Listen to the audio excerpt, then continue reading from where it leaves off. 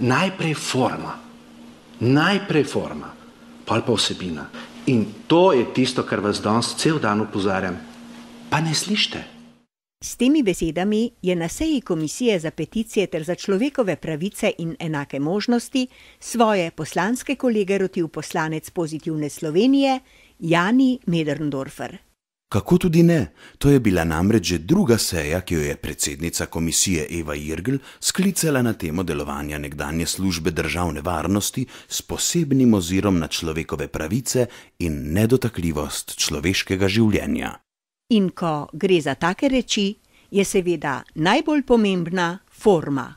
Zato še enkrat. Najprej forma, pol pa vsebina. Če to zanemarimo, pride do grobih kršitev človekovega dostojanstva, kar je že na eni od prejšnjih sej na svoji koži občutila zaslužna poslanka Majda Potrata.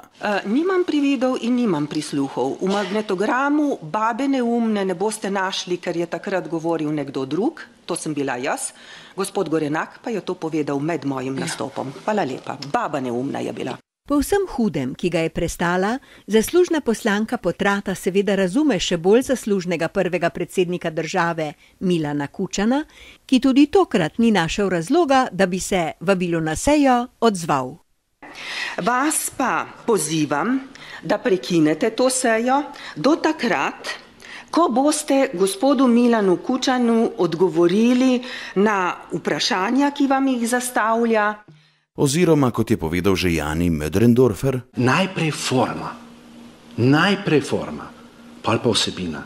Zaslužni poslanki Majdi Potrata je pritrdil tudi poslanec Državljanske liste Branko Kurnjek. Ker smo komisija za peticije ter človekove pravice in enake možnosti in ker se jaz z gospodom Breznikom strinjam, da ima vsak državljan v tej državi svoje človekove pravice, pa tudi Milan Kučan, bi bilo pošteno, da prekinemo sejo in jo prestavimo na nek drug dan in odgovorimo na vprašanja gospoda Kučana.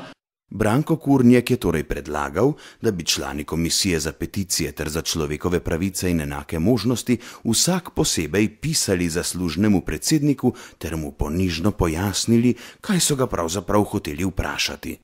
Kurnjekov predlog je več kot odličen, ima pa drobno napako. Človek nikoli ne ve, na kateri naslov je treba pismo poslati, da bi ga zaslužni predsednik Kučan dobil. Zelo zanimiva je bila tudi razprava poslanke Lejle Hercegovac, ki je povedala, da najraje ne bi nič povedala.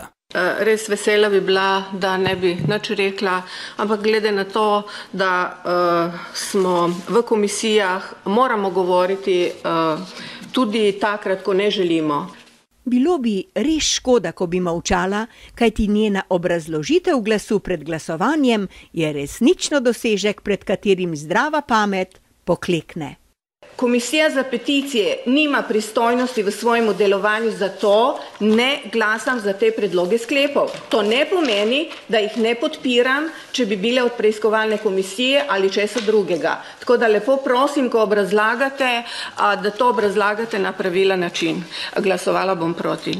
Tudi preostali trije člani komisije, ki prihajajo iz koalicijskih vrst, so storili tako kot Lejla Hercegovac.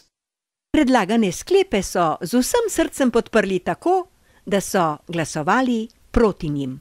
Se pravi, povsem v skladu z načelom, naj roka, ki glasuje, ne ve, kaj misli glava. V naslednji epizodi bo hrabra krotivka levov Eva poskušala znova. Se bodo Milan Kučan, Janez Zemljarič in Zdenko Rotar v tretje odzvali vabilu. Je strah pred soočenjem s preteklostjo prehud in se bodo spet poskrili? Morda se bo res izkazalo, da so sicer levi, niso pa levi.